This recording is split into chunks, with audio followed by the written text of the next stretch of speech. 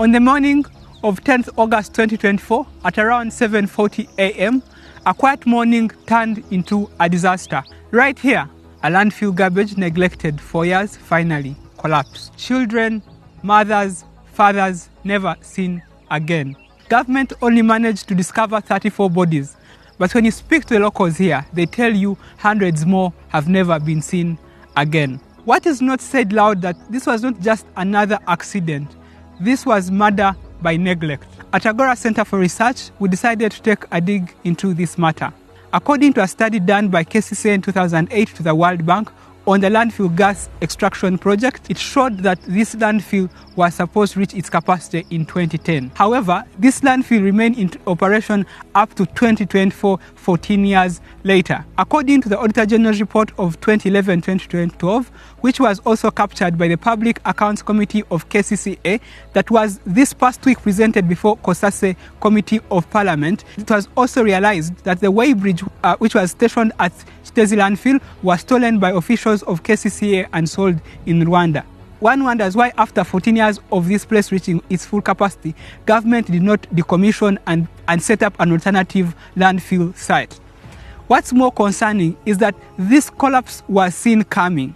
According to an internal memo by the Director of Public Health at KCCA, Dr. Daniel Okello, in July of 2024, it was captured that this place had already started to crack and the collapse was imminent.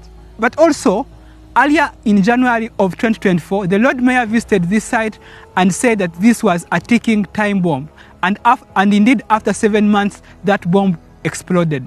It indicated that KCCA had handpicked Jaspong, a Ghanaian company, to administer this area. In fact, that they had frauded the procurement processes as stipulated in the PPDA Act.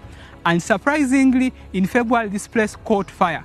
Again, on 17th June, this place caught fire. Why? Because nothing on this place had changed. The same negligence was still taking place. As far as justice goes, no justice has been served except for a little scapegoating where the Executive Director, KCCA Dorothy Chisaka, the Deputy Executive Director, David Liyimbazi, and the Director of Public Health at KCCA, Dr. Daniel Okello, were arrested, but these have since been released on bail. Of course, it's important to understand that these were in office for a short while this negligence has taken place for over 15 years. Meanwhile, after the collapse, the President asked the IGG to carry out an investigation. Up to now, the public has never had access to that investigation report. We ask ourselves, what are they hiding? 1 year ago, the victims of Kiteezi cried in pain. Today, they suffer in silence. But silence is not justice. A camp was set up but decommissioned after only 2 months, and those whose property had been vandalized were only given 2 million, the price of bread and a memory. But no justice has been served since then. I'm one of the victims which has been affected by the Kiteezi landslide. Since then, we have not yet been compensated. What happened here is not just a sad memory. It is a mirror of a government that failed to protect its people. As a country, we must remember those who died here.